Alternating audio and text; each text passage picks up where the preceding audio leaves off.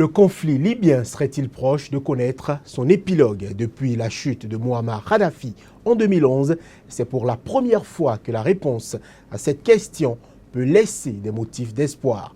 Les deux hommes clés de la Libye actuelle que sont Fayez al-Sarraj, chef du gouvernement d'union nationale basé à Tripoli, et le général Khalifa Haftar, homme fort de l'Est, ont en effet, lors d'une rencontre à la selle Saint-Cloud, près de Paris, adopté une déclaration commune pour une sortie de crise. À la manœuvre, le président français Emmanuel Macron qui confirme par là toute sa détermination à mettre un terme au chaos dans la région afin que des pays comme le Mali où l'armée française est déployée connaissent un répit. Y a-t-il effectivement des motifs d'espoir?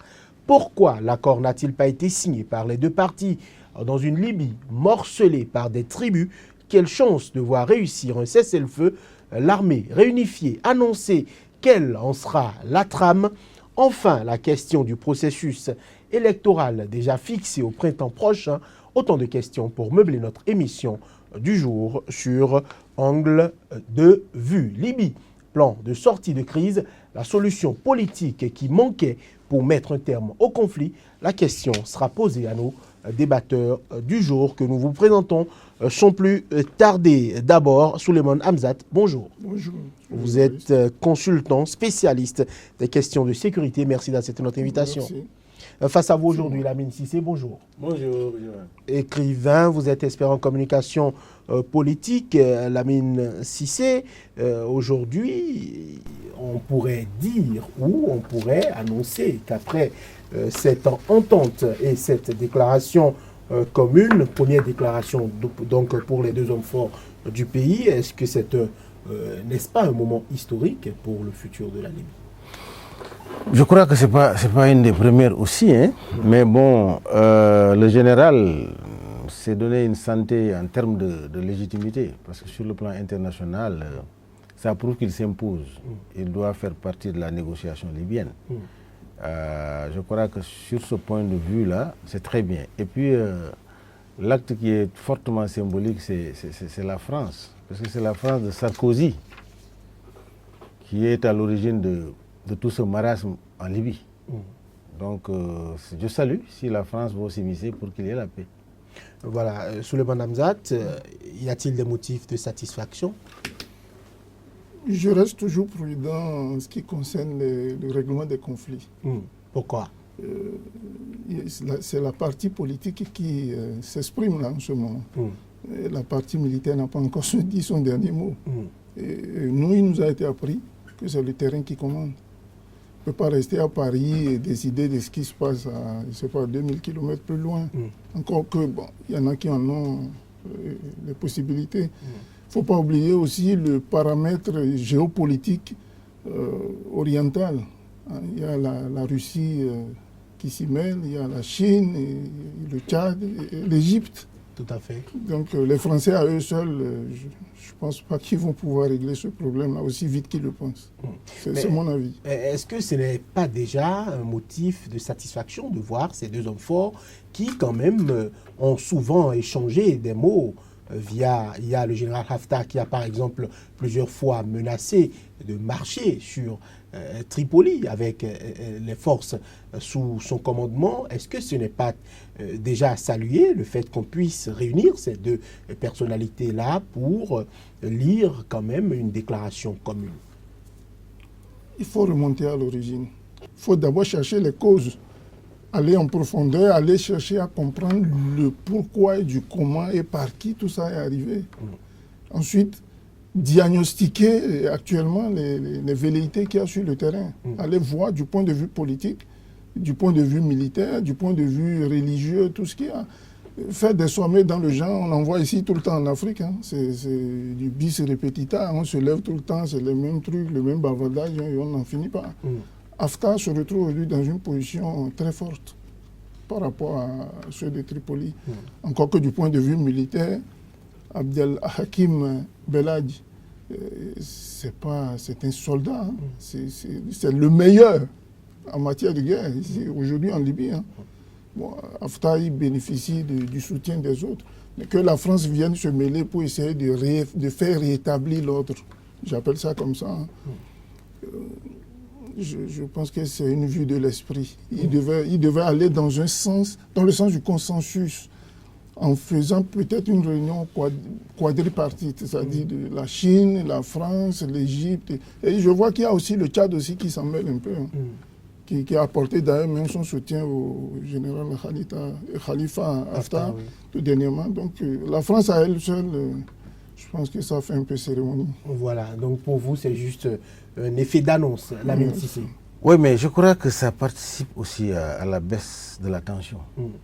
Parce tout au moins en termes de tout au moins, il y a l'espoir qui est permis. Et aussi, il a posé la dimension géopolitique. Elle est importante parce que dans cette négociation, je crois que les partenaires du général ont accepté cette rencontre. S'ils ne seraient pas là. Donc cette géopolitique a encouragé même cette rencontre. Parce qu'on a assez de la guerre. On va aller peut-être vers la construction pour maintenant mieux partager les ressources de la Libye. Par A ou B, il faut que la guerre s'arrête. Bon, maintenant, je crois que chacun a ses alliés, comme il l'a dit. Il y a le Tchad, il y a la Russie, il y a les Émirats arabes unis, il y a l'Égypte qui soutient le général. Et je crois que ceux-là ont été consultés par Macron avant de permettre au monsieur de venir, n'est-ce pas, dire sur les principes, nous sommes d'accord. Mais sans qu'il y ait d'accord. Est-ce que déjà le fait qu'il n'y ait pas eu de signature apposée au bas de documents ne rend pas quand même un peu perfectible tout ce qui a été dit ou entendu? Vous savez, dans la résolution des conflits, il y a un certain nombre de méthodes qui n'échappent pas aux experts. Quand vous voulez régler un conflit, vous cherchez d'abord à savoir qu'est-ce qui s'est passé. Si ma maison brûle, j'éteins certes le feu, mais je cherche aussi à comprendre pourquoi le feu est venu. Et vous comprenez aujourd'hui que quand on se retrouve dans une position de force comme celle du général Haftar, c'est comme si on est au seuil de la porte, hein, et qu'on est prêt à y rentrer, on ne laissera pas, on ne cédera pas. Encore que tout dernièrement, on a vu libérer le fils du guide. C'est un troisième larron qui s'ajoute au jeu, dont on ne connaît pas du point de vue stratégique, technique, même militaire. Tous les soutiens. Voilà, tous les soutiens et tout ce qu'il peut y avoir. Je pense qu'il ne peut pas y avoir d'accord signé dans cette rencontre-là. Il peut y avoir des accords sur les principes. Oui. Parce que vous savez, chaque parti a non seulement une coalition, des forces coalisées derrière. Il faut aller derrière pour essayer qu'il y ait un consensus. Parce que le général ne peut pas venir comme ça. Il faut qu'il se concerte. Parce que les points qui vont être discutés ont été clairement identifiés. Il trouve que ces points-là, c'est très bien, on peut aller vers ces négociations-là. Mais il faut qu'il replie et voir. Et puis n'oubliez pas que le général est pro-Kadhafi, le général. Ça, il ne faut pas l'oublier. Il y a un règlement de compte à faire. Et ensuite, mon co-débatteur, il parle de diagnostiquer. Il n'y a pas de diagnostic à faire. Hein. Ceux qui ont tué Kadhafi, on le sait. Ceux qui sont en train de négocier, ils savent pourquoi ils ont tué Kadhafi. Parce que c'est les conséquences de cela que nous sommes en train de vivre. Maintenant, qu'est-ce qu'il faut faire pour régler ce problème? Est-ce qu'eux, il faut les laisser atteindre leurs objectifs, qui est de contrôler le pétrole et la Libye et cette dimension géopolitique, ou bien il faut amener un pro-Kadhafi qui continue la politique de Kadhafi? Le problème se trouve à ce niveau-là. Alors, j'aimerais préciser, si avec votre permission, qu'en fait, quand je parle de diagnostic, c'est pas par rapport au fait, je parle par rapport aux causes. Actuellement, là, sur le terrain, ce qui se passe, ça mérite un diagnostic. Je ne parle pas de diagnostiquer les faits qui ont conduit à la guerre. À la guerre. Okay. Non, je ne parle pas de ça. D'accord. On est dans une situation, on veut régler un conflit. Pourquoi? Qu'est-ce qui a poussé à ce conflit-là? On le sait tous. Voilà. D'accord. Mais actuellement, sur le terrain, on ne sait pas ce qui se passe. La Libye est devenue, j'y ai fait 3 ans quand même de cours officier. Poudrière. Non, appelez ça même poudrière, cherchez un mot plus lourd. C'est un centre commercial à ciel ouvert de vente d'armes. Moi, j'ai fait la Libye 3 ans. Vous prenez une seule caserne de Tripoli, c'est l'armement de certains pays de l'Afrique de l'Ouest. Hein. Je sais de quoi je parle. Imaginez-vous, en Libye, il y a des casernes partout, il y a des souterrains, il y a de l'armement. c'est pas parti pour... Franchement, je ne suis pas trop partisan de la politique spectacle. Et comme le confrère l'a dit, franchement, c'est pas parti pour se terminer maintenant. C'est déjà un pas, il faut le saluer. Mais il faut du concret. On veut des actes. Voilà. Alors, on parle de l'inclusion des différentes parties au conflit. On sait par exemple que les brigades de Misrata sont hostiles au pouvoir du général Haftar. On sait qu'il y a le gouvernement de Tobrouk aussi, qui a des points de dissension. Un gouvernement installé qui n'est pas reconnu par la communauté internationale. On sait que Faiz al-Sarraj est légitimé, Premier ministre de l'Union nationale. Il y a autant de factions qui ne sont pas prises en compte aujourd'hui ou qui doivent être prises en compte. On doit écouter tout cela, toutes ces voix-là, qui n'ont pas forcément aujourd'hui voix au chapitre, mais qui doivent être entendues. Kadhafi a laissé la Libye dans sa gestion tribale, dans ses considérations tribales. Il s'est appuyé sur ces facteurs endogènes pour gouverner la Libye. Chaque tribu, votre spécificité, il vous renforce et vous donne le potentiel pouvoir. C'était une révolution populaire. Vous savez, quand Kadhafi était en vie, vous voyez, même sa position au sein de l'Union africaine était critiquée par certaines parties de la population qui n'étaient pas d'accord avec lui. Vous voyez, à cette époque, il défendait l'Afrique, mais les Africains sont souvent malmenés par les populations. Ce qui veut dire que Kadhafi a donné la liberté de parole aux Libyens.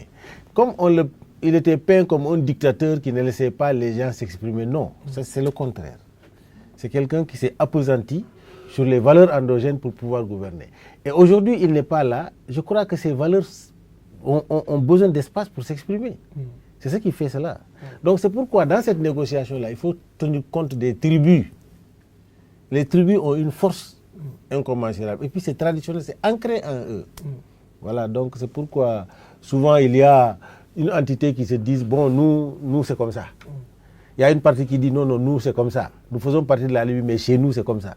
Donc tu vois, les forces dans des endroits précis, c'est des forces sur lesquelles il faut compter. Et puis, et leur rendre leur spécificité pour créer une certaine harmonie, comme Kadhafi l'a fait, et permettre dans l'espace à ce que les spécificités s'expriment. Souleymane Hamzat, est-ce qu'aujourd'hui, dans ce schéma-là, qui tire le plus profit de cette organisation ou de cette entente à Paris entre Faiz al-Sarraj et le général Haftar? C'est qui sort le plus renforcé par rapport à ses pouvoirs? Est-ce que tous les deux sont quand même renforcés ou il y a quelqu'un qui tire un avantage prépondérant? Vous allez nous dire qui et peut-être pourquoi. Vous me posez une question stratégiquement militaire. Parce qu'aujourd'hui, sur le théâtre des opérations, je remarque quoi? Je remarque qu'il y a en fait 4 groupes qui s'affrontent. Il y a les milices des internes, il y a les milices de Misrata, il y a le général Haftar et il y a Daesh. D'accord? Je veux parler des islamistes. Tout à fait. D'accord? Aujourd'hui, vous vous rendez compte que le combat militaire a poussé le général Haftar, bien sûr avec les soutiens que je viens de citer, Tout à fait. à se donner une certaine légitimité. Très bien. Il devient, par surcroît, qu'on le veuille ou pas, face à celui de la communauté internationale, al-Sarraj, il devient l'homme le plus fort. Pourquoi? Parce qu'aujourd'hui, c'est lui qui a repris tout le croissant libyen, le pétrolier libyen, le croissant pétrolier libyen. Il a tout pris. Alors, c'est celui qui a quand même le bougnac, comme on dit, le nerf de l'argent, qui commande. Thomas Sankara nous enseignait accepter que la main qui donne, commande, ordonne. Aujourd'hui, il devient de facto l'homme le plus fort. Et il échappe aux Occidentaux. Par cette sortie-là. Par cette sortie-là. Parce qu'il est un peu plus légitimé. De par ses actes militaires et les conquêtes militaires qu'il fait. Ouais, tout dernièrement, il vient de nettoyer Benghazi. Il vient de nettoyer Benghazi. Donc les frères musulmans, tout ce qu'il y a comme Daesh, il a mis de l'ordre. Et il va mettre la main sur la manne pétrolière. On est obligé de l'appeler. Vous croyez que la France sommet réconciliation, non. Le gars tient la main. Il faut négocier avec lui. Il faut négocier avec lui. C'est la réalité du terrain. Le reste n'est que bavardage politique. Voilà, la ministre. Non, mais je suis convaincu par ce qu'il a dit, parce que c'est ça la vérité du terrain. C'est un technicien qui a parlé. Bon, moi, je me réjouis, franchement. C'est vrai. C'est vrai. D'ailleurs, vous savez, dans les accords qu'ils ont, Macron a dit qu'ils n'ont qu'à s'entendre pour lutter contre les islamistes. Tout à fait. C'est vrai qu'aujourd'hui, l'ennemi commun, c'est ce qu'il leur a dit. C'est l'État islamique. Bon, mais le général, il s'est imposé, il s'est légitimé. Il est légitime actuellement. Il s'est imposé, il est légitime sur le plan national, mais maintenant sur le plan international, il devient incontournable. Exactement. Parce que, en fait, ce qui intéresse les Blancs, là, c'est la richesse libyenne. Celui qui a la richesse libyenne, là, ils vont négocier avec toi. Si vous ne faites pas attention, ils seront même prêts à disloquer le gouvernement international. On y va. Parce qu'en fait, c'est leur intérêt. C'est ce qu'ils cherchent. Voilà. Souleymane Hamzat. Avant que vous me... j'appuie ce qu'il dit, parce que, en fait, du point de vue stratégique, celui qui a conquis, pas les armes, presque Benghazi, et qui se fait rallier les milices comme celle de Zintan, celle de Misrata, celle de Zintan qui détenait le fils Kadhafi, et celle de Zintan, et qui n'a qu'en face que Tripoli, souffrait qu'on court vers lui tout de suite pour lui dire comment on s'organise. Sinon vous... Attendez, et puis, il ne faut pas oublier, de l'autre côté, il y a les autres géants qui sont là et qui tirent les ficelles, qui ne disent rien. Absolument. La Russie ne dit rien. Mais elle est plus présente que la France sur le terrain. La Chine ne dit rien. Si elle s'amène avec une base en Éthiopie, réfléchissez un peu. La géostratégie et politique de notre sphère là, est en train de se reconstruire. Absolument. Donc, il faut aujourd'hui que les gens ouvrent l'œil. La Libye a besoin de paix. C'est un pays où moi j'ai vécu sous embargo libyen. 87, 88, 89. Où j'ai fait mes cours officiers. C'était un pays, malgré l'embargo, mais Kadhafi c'était un génie. On ne savait pas par quelle alchimie il y avait à manger. Vous avez tout en Libye. En Libye, le loyer coûte 1000 francs CFA l'année. J'y suis resté. On a habité même au cœur du système. Pour ne pas ouvrir d'autres boîtes de Pandore ici, le colonel Kadhafi était un ami personnel de mon père. C'est ça. Donc je sais de quoi je parle. Ceux qui ont détruit la Libye, là, ils l'ont fait ailleurs. L'Irak. Et bon, pour revenir même à l'actualité, la Syrie actuellement. Et ils sont les premiers à aller vouloir se prendre des marchés là-bas. Écoutez, si vous voulez de l'argent, négocier avec les chefs d'État. Moi, à mon avis, je pense que la nouvelle donne, c'est plutôt de négocier que d'aller détruire et de venir chercher à reconstruire. C'est ça. Les pompiers pyromanes, là, on n'en veut plus. Absolument. Voilà. Aujourd'hui, il y a un autre problème ou une autre dénomination qui m'interpelle un peu. Je voudrais votre avis sur... On parle de réinsertion des combattants dans une nouvelle armée unifiée. On a vu, par exemple, la Côte d'Ivoire, où on a reversé les soldats rebelles en griffe dans l'armée. On a vu ce que c'est en train de donner aujourd'hui. Est-ce que quelqu'un qui a été milice ou seigneur de guerre, qui avait droit de vie et de mort sur toute une région, peut, du jour au lendemain, devenir un soldat tranquille et opérer dans une armée comme si de rien n'était? Vous savez, pour un soldat, c'est déjà quoi? C'est un civil qui est recruté et qui est entraîné dans les règles de l'art, du respect, de la discipline, de la déontologie, du règlement de l'armée. Vous pensez qu'on peut prendre quelqu'un là qui sort de Dantokwa et en fait un commissaire de police ou bien enfin un lieutenant de l'armée sans qu'il n'ait un béaba, qui n'ait une moralité saine? Attendez, la Libye, ce n'est pas parti pour terminer maintenant. C'est le même problème au Mali, c'est le même problème ailleurs. Moi, je suis soldat. Si je recrute dans ma troupe, c'est que je vous connais. Je fais une enquête de moralité. Si vous étiez un ancien braqueur, vous serez certainement récidiviste plus tard. Qui a bu boira. Vous avez tout conclu. Alors donc, moi, de ce point de vue, chercher à aller vers, comment vous avez appelé ça, une armée réunifiée. Une armée réunifiée, ça donne du fil à retordre. Kadhafi avait la meilleure organisation au niveau militaire en Afrique. J'ai été entraîné au sein d'une base qu'on appelle la Mataba. Je ne sais pas si vous connaissez. C'est le centre de résistance contre le sionisme, la réaction, le fascisme et l'impérialisme. Kadhafi faisait entraîner beaucoup d'Africains là-bas. Et ces gens-là avaient dans leur tête la troisième théorie universelle qui est celle de Kadhafi qu'on appelle le l'hiver. Moi, j'ai tout ça dans la tête. En plus de cela, il vous enseignait, il vous amenait à la théologie. Il vous faisait apprendre la Bible, le Coran et la science. Un monsieur qui vous inculque toute cette connaissance-là, vous le prenez pour un terroriste? Comment voulez-vous qu'après avoir inculqué ce type d'enseignement-là à des gens qui aujourd'hui sont dans la nature, qui sont observateurs, d'autres qui sont dans les rébellions actuellement là-bas sur le terrain, et d'autres qui sont dans le silence, comment voulez-vous que ces gens-là apprécient qu'on réunisse ceux-là qui sont venus déchirer un pays? Moi, j'ai du mal à comprendre ça. C'est un autre front qui est en train de s'ouvrir. Oui. Et ça, je pense que, comme l'a dit le grand frère, on va revenir nécessairement à l'analyse, comme il le disait, de voir quelle est la méthode Kadhafi de gestion de l'État par les tribus. Du point de vue militaire et du point de vue économique. Et ce n'est qu'à partir de là qu'on pourra certainement avoir un début de règlement de conflit. Voilà. Mais chercher à le faire à l'occidental, venir comme ils le font là, les exportateurs de démocratie, il y en a des bombardements, ça ne marchera pas. Voilà, c'est clair.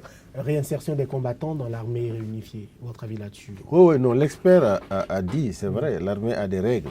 Et aussi l'armée qui est divisée, on peut réunir cette armée-là. Parce qu'il y a des gens, lui c'est un pur produit de l'armée libyenne. Mais est-ce que c'est un terroriste? Il est consultant. Ce qui veut dire qu'il a été bien formé et bien enseigné. Vous savez, Thomas Sankara l'a dit, une armée analphabète est une bombe à retardement. Un militaire sans culture générale et sans formation politique devient un criminel en puissance. En puissance, un criminel, Merci. exactement. Merci. Donc le militaire doit être formé, non seulement au maniement de l'arme, mais formé à protéger, à aimer son prochain, à savoir la valeur humaine, à savoir comment le monde fonctionne. Je crois que Kadhafi a inculqué cela. Et Sankara a formé l'armée à cela également. Vous savez, c'est les acquis de Sankara qui sont en train de marcher au Burkina Faso jusqu'à présent. Donc, ce que je voudrais tout simplement dire, une armée qui a été disloquée par une force extérieure, c'est que d'autres ont pris les armes pour lutter contre ces forces extérieures-là. Ils sont en Libye. D'autres ont pris les armes parce que Kadhafi l'a dit clairement. Il cherche à me tuer. Et s'il me tue, c'est les islamistes qui vont venir s'imposer. Et c'est votre pétrole qu'il cherche. Aujourd'hui, le peuple libyen est en train de regretter Kadhafi d'une façon extraordinaire. Parce qu'ils ont perdu tous les privilèges que Kadhafi leur a donnés. Et c'est ce que les Occidentaux veulent. Donc cette armée-là, elle est républicaine, on peut les réunir. On peut réunir les forces pour leur dire, voilà. Parce que chaque personne dans l'armée, comme il a une fiche technique sur laquelle on l'identifie, on sait son processus pour le réinsérer ou ne pas le réinsérer. Bon, d'autres, il faut les recycler pour les aider à être des personnes normales. Parce qu'ils sont versés dans la criminalité, dans beaucoup de choses. La milice de Zinten, vous avez vu, le salut est kadhafiste. Le salut est resté... Mais vous ne changerez pas ces gens-là. Vous ne changerez pas. Votre démocratie occidentale ne changera pas ces gens-là. C'est 40 ans d'exercice de pouvoir politique, économique et militaire. Vous ne venez pas du jour au lendemain dire monsieur habillé en machin, monsieur, vous m'enlevez votre cravate parce que désormais ça va être une corde, je ne sais pas quoi. Ça ne se fait pas comme... Voilà, aujourd'hui, il y a un processus électoral qui a été fixé au printemps prochain, c'est-à-dire en 2018, Lamine? Oui, je crois qu'il faut avoir de la fixation pour tout processus.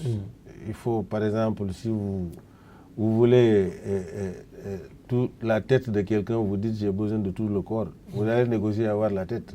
Je crois que c'est dans l'idéal. Il ne faut pas aller dire que bon, on va organiser l'élection dans 5 ans.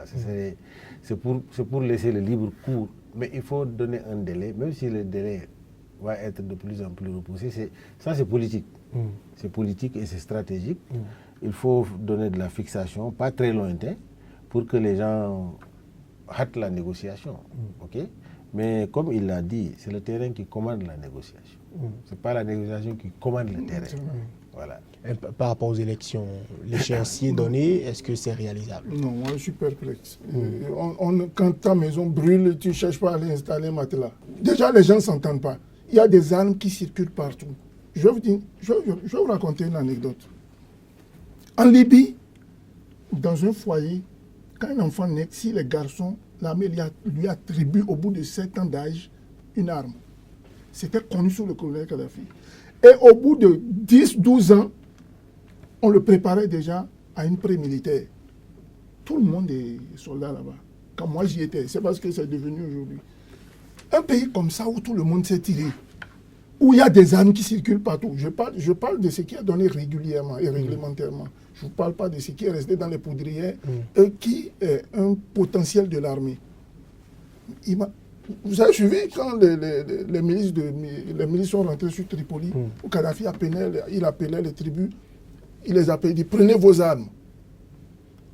Vous pensez que les tribus ont eu recours à l'armée et allaient se mettre en ligne pour récupérer une Kalachnikov? Il dit les armes étaient dans les maisons. Vous voulez organiser une élection dans un état pareil, avec les divisions qu'il y a? C'est une vue de l'esprit. La démocratie, oui, on la veut. C'est une bonne chose. Mais il ne faut pas aller aux extrêmes parce qu'après, ce n'est plus gérable. C'est plus gérable. Heureusement qu'aujourd'hui, de l'autre côté, comme je vous parlais de la géostratégie, il y a d'autres qui se lèvent pour dire non. Vous voyez la déclaration du président Obama, il a regretté la mort de Kadhafi. Ouais. Il dit, dans mon mandat, le point qui m'a été le plus négatif, c'est la mort de Kadhafi. Alors pourquoi l'avoir fait? La question reste posée. Voilà, le président Emmanuel Macron a déclaré que si la Libye échoue, c'est toute la région qui échoue avec des conséquences directes sur l'Europe. Mais les conséquences sont déjà là. Ils ont fait échouer la Libye. C'est eux qui ont fait. Il ne faut pas qu'ils... Ces gens-là... Bon, Macron, il vient d'arriver, mais c'est l'État français. C'est la continuité. L'État, c'est la continuité. Mais c'est eux qui ont fait échouer l'Afrique. Quand ils ont fait tomber Kadhafi, les conséquences, nous les gérons jusqu'à présent. Alors, Souleymane Hamzat, aujourd'hui, comment résoudre le problème de la lutte contre le terrorisme dans la région? Le terrorisme, comme je l'expliquais sur une de vos émissions ici, ce n'est pas prendre des armes, tirer, faire des tueries de masse ou aller bombarder des tours. Me voler mon engin est un acte de terrorisme. Parce que si je ne suis pas habitué à avoir une arme comme la pointe sur ma tank en me disant donne-moi les clés de ton engin, l'effet psychologique et mental que cela entraîne, c'est un acte de terrorisme. Donc il faut qu'on arrête de jouer à la politique en montrant que bon, c'est quand on bombarde gros que c'est du terrorisme. Le terrorisme aussi, il est verbal. Quand je viens sur un plateau de télévision, j'adresse mon invité, pas des paroles. Le terrorisme, qu'est-ce qu'ils mettent dedans? Résolution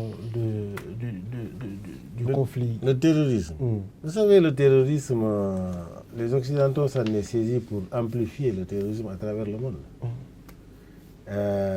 C'était dans l'idéal, dans l'idéologie religieuse, que ce soit chrétien ou musulman, parce qu'on a vu les chrétiens à un moment donné. Il y avait le terrorisme à ce niveau-là. Les musulmans ont dit c'est le terrorisme, le fanatisme religieux. Mais les Occidentaux s'en ont saisi pour amplifier. Quand il vous a parlé de la géopolitique, quand le Kadhafi, l'Ayatollah Khomeini, quand il est venu, la révolution islamique en Iran, ils ont chassé les Américains de l'Iran. Ils ont perdu le contrôle de cette partie-là, du canal-là. Qu'est-ce qu'ils ont fait? Ils sont allés se mettre derrière le Koweït pour instrumentaliser, provoquer, n'est-ce pas? Parce qu'ils ont utilisé Saddam Hussein pour lutter contre l'Iran pendant des années. Quand ça a échoué, ils ont voulu contrôler Saddam Hussein. Il leur a dit non, moi on ne me contrôle pas. Ils sont allés au Koweït pour créer une base militaire, former les opposants à Saddam Hussein. Sa faute, c'est d'annexer le Koweït. Quand il a annexé le Koweït, les conséquences, c'est quoi? Parce qu'il cherchait à le détruire. Ils l'ont tellement armé, il faut le détruire. Détruire son armée. Parce que c'était une menace contre l'Israël. Et quand ils sont venus détruire l'Irak, quelles sont les conséquences? C'est dramatique dans toute la région. Ils ont amplifié. Les gens ont pris des armes au nom de l'islam pour dire que ces gens-là, ils luttent contre l'islam. C'est justement ça. Parce que les Iraniens ont dit que c'est eux les vrais musulmans. Et l'Arabie Saoudite s'est opposée pour dire que ces messieurs-là sont des terroristes. Parce que l'Arabie Saoudite s'est alliée aux Américains pour lutter contre l'Iran. Donc toutes ces répercussions-là, voilà, vous voulez savoir le nid du terrorisme, c'est l'injustice de la gouvernance mondiale et la gouvernance politique mondiale. Je vous donne un exemple beaucoup plus précis, parce que quand je veux aller dans cette géopolitique-là, je vais finir l'émission, je ne vais pas finir. C'est trop profond, quoi. Mais regardez par exemple la Syrie. Qu'est-ce qu'ils ont à imposer au peuple syrien que vous devez avoir un dirigeant qui n'est pas autre que Bachar el-Assad? Ils créent des problèmes, aller armer soi-disant des opposants. Tout le monde leur a dit, vous êtes en train d'armer les islamistes. Ils les ont armés. Maintenant, c'est eux maintenant qui vont lutter contre ces gens-là encore. Bachar el-Assad a utilisé des armes chimiques contre son peuple. C'est ce qu'on vous a dit. On vous a dit. C'est ce qu'on vous a fait comprendre. Et quand ils ont détruit l'Irak, là, ils ont dit quoi? Saddam Hussein avait les armes de destruction massive. L'Amérique est venue de George Bush. Où est l'arme de destruction massive? Ils l'ont pendu. Maintenant, aujourd'hui, eux, ils ont tué 1000 fois plus que Saddam Hussein n'est tué quand il était président. Oui. Aujourd'hui, quand Saddam Hussein était président en Irak, mais ça dit que chaque peuple a son président.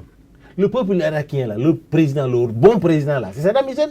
Il y avait la stabilité, la paix, il n'y a pas de terrorisme, les gens ne se faisaient pas sauter par les bombes. Quand est-ce qu'ils ont commencé à se faire sauter par les bombes en Irak? C'est quand ils ont tué Saddam Hussein, quand ils sont venus diviser l'Irak, que les opérations suicides ont commencé. Le même cas. Mais pourquoi enlever un président qui est bon pour son peuple?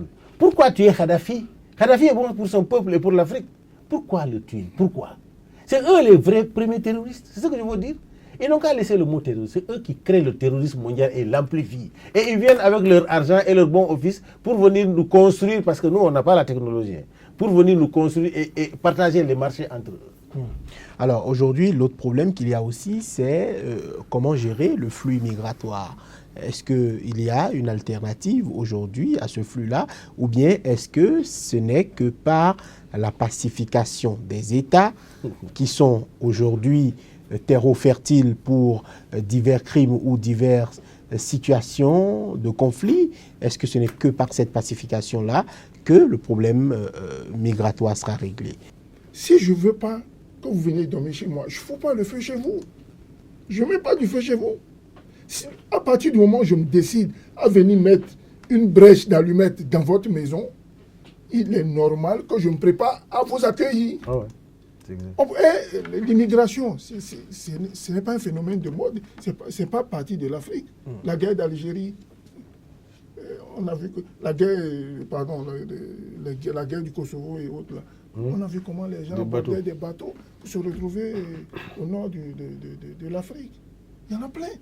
Alors, il y a quelqu'un dont personne n'a parlé, Alassane Saint-Cloud, mais qui risque aussi d'avoir un rôle à jouer dans la Libye de demain. C'est Saïf al-Islam Kadhafi, Lamine Cissé. Où se trouve-t-il?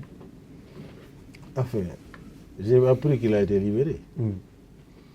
Et que, comme libéré, il doit se préoccuper de sa sécurité, naturellement. Puisque Saïf al-Islam, je crois que d'abord, non seulement qu'il détient beaucoup de secrets, mais il connaît beaucoup de choses qui peut-être, s'il ne se sécurise pas. Parce que Kadhafi n'a pas que des ennemis, il a beaucoup d'amis. Et je crois que le plan de l'Occident, avant de bombarder la Libye, c'était d'exterminer même la famille de Kadhafi. C'était de tuer Kadhafi et de tuer ses enfants. C'était ça qui était planifié. Donc le fait que Saïf al-Islam soit en prison était bien pour lui. Parce qu'il allait être tué. Alors donc, je crois que c'est l'héritage de Kadhafi qu'il faut préserver. Préserver pour qu'il nous apprenne en réalité ce qui se passe. Pour qu'il nous dise davantage ce que son papa voulait et ce que lui, il détient comme secret. Et les accords secrets qui se passent. Parce que Kadhafi, la Libye n'a été bombardée que sur l'autel de l'impérialisme occidental, de l'intérêt. Il y a le gaz, je n'en parle pas. Il y a un problème de gaz. Quand on va débattre ces problèmes-là, ça va prendre trop de temps. OK? Donc, on sait pourquoi la France s'est levée pour dire il faut tuer ce monsieur-là. Et quand Kadhafi a, vous savez, le sommet aux Nations Unies, quand il a pris les chartes des Nations Unies, il a jeté, les Blancs ont dit déjà il faut tuer ce monsieur-là. Parce qu'effectivement, ce charte-là, c'est le mal dont nous souffrons aujourd'hui. La gouvernance mondiale n'est pas démocratique. Les Nations Unies n'est pas démocratisée. Et on dit à nous, Africains, prenez notre démocratie. Et là où on contrôle la richesse du monde, la gouvernance du monde, l'Assemblée générale n'est pas une Assemblée générale des peuples du monde. C'est une Assemblée d'une minorité de personnes qui décident, qui ont le droit de veto, qui font ce qu'ils veulent. Ces Occidentaux-là se foutent du monde. Ils se foutent de nous. Ils veulent que le monde soit dirigé à leur manière. Les autres, c'est des sous-hommes. Et ils font que la misère sévisse partout. Et ils viennent en pompier maintenant. C'est ça le rôle des Nations Unies. Souleymane Hamzat, aujourd'hui, on a l'impression que Saif al-Islam Kadhafi n'a pas forcément envie de sortir, puisqu'il était attendu ou espéré, il devait tenir un discours pour la fête de Ramadan. Finalement, il n'a rien dit, on ne sait pas où il est. Est-ce que vous avez des informations à nous donner? Il nous a été enseigné, comme je vous le disais tantôt, qu'un individu en possession d'informations tendancieuses de porter à déstabiliser, n'est-ce pas, un État devient une cible à abattre. Il en sait trop. Donc, sur le plan politique, il en sait de trop. Sur la gestion économique du pays, il en sait encore beaucoup plus. Et sur le plan social, culturel, la formation qu'il a reçue est purement celle de son père.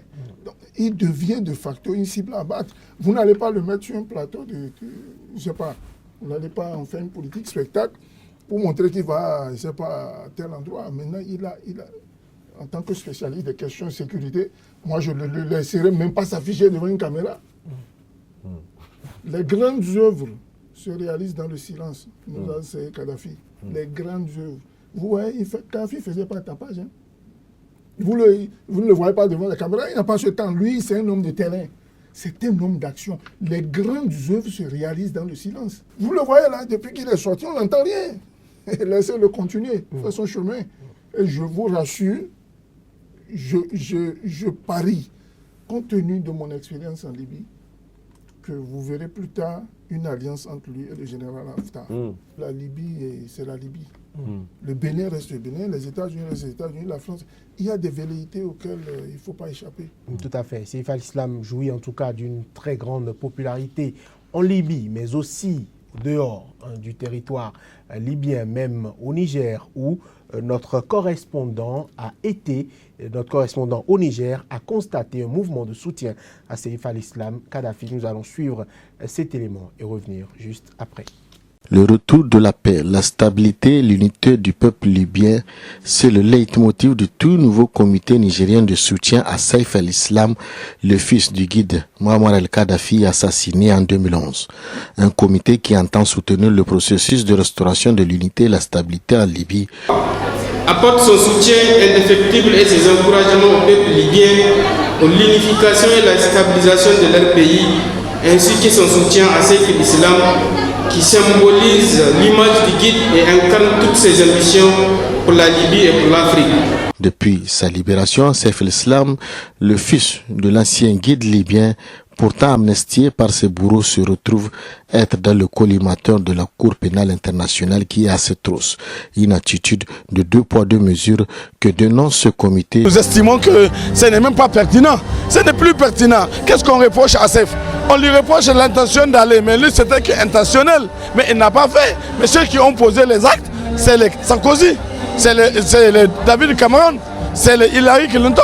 c'est les Obama. Cette démarche est très appréciée par certains Nigériens qui voient en elle une reconnaissance envers la Libye et son ancien guide Muammar al-Kadhafi qui a tout fait pour l'Afrique. Aujourd'hui, il y a un dossier brûlant qui est au niveau de la Cour pénale internationale qui demande à ce que Saif al-Islam soit extradé. Bon, moi je pense que pour avoir réellement la paix, nous ne devrons pas aller dans ces extrémismes-là.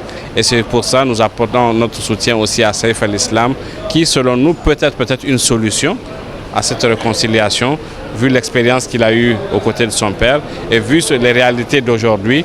Je pense que ça peut être quand même un moyen, s'il rentre dans le jeu, pour permettre quand même les pro-Kadhafi et les autres quand même à pouvoir se réconcilier. Ce comité de soutien pour le retour de la stabilité et l'unité de la Libye entend ratisser large à travers la création d'autres comités sur le continent pour mettre la pression sur la CPI afin qu'elle abandonne ses poursuites à l'encontre de Saif al-Islam. Lamine Cissé, Saif al-Islam Kadhafi qui bénéficie de soutien. Ce n'est pas que le Niger, il y a d'autres pays en Afrique qui ont initié ce type de soutien-là. Est-ce que vous pensez qu'aujourd'hui, il devrait échapper à la justice internationale, notamment la Cour pénale internationale qui a demandé, qui a rappelé que le mandat d'amener courait toujours contre lui? Moi, je l'appelle maintenant Cour pénale africaine. Les Cour pénale internationale, à mon avis. Parce que vraiment, ils ont quel intérêt à vouloir suivre Saif al-Islam, où le pays est en train de... Macron est en train de négocier l'amnistie. On voudrait qu'on amnistie les gens parce qu'en Libye aujourd'hui... Il est accusé de crimes de guerre. Quel crime de guerre? Il a tué qui? Ceux qui sont venus bombarder les Libyens, eux, ils ne sont pas condamnés de crimes de guerre. Ceux qui ont tué Kadhafi, ce n'était pas dans les accords des Nations Unies de venir tuer Kadhafi. Pourquoi la Cour pénale internationale n'a pas amené ces gens-là devant les tribunaux pour dire pourquoi vous êtes allé tuer un président de la République chez lui? Et les conséquences de cette tuerie-là, les conséquences, elles sont de les évaluer. Jusqu'au Mali, jusqu'au chez nous ici, les conséquences sont là. Pourquoi la Cour pénale n'a pas mené des enquêtes, l'impact de tuer Kadhafi, son impact sur le terrain? Une justice à deux vitesses pour Non, c'est une justice purement montée pour les Africains. C'est-à-dire que moi, je demande aux Africains de quitter cette justice. Lamine Cissé, votre avis? Non, franchement, je crois que c'est inopportun. Maintenant que ce monsieur-là est dehors, il faut l'empêcher, coûte que coûte, de gouverner la Libye. C'est tout. Votre avis est clair. Vous avez utilisé le mot paix, c'est un mot qu'il faudra recommander à tous les Libyens et c'est une invite à la paix, puisque là où on s'entend, là où on dialogue, il y a forcément beaucoup plus de paix. Ce sera tout déjà pour ce débat. Été sur ce plateau. Souleymane Hamzat, vous êtes consultant, spécialiste des questions de sécurité. Merci d'avoir été dans ce débat. Face à vous, Lamine Cissé, écrivain, expert en communication politique. Libye, plan de sortie de crise, la solution politique qui manquait pour mettre un terme au conflit. Nous espérons que les apports de nos spécialistes en plateau vous auront éclairé quelque peu. D'ici là, portez-vous bien.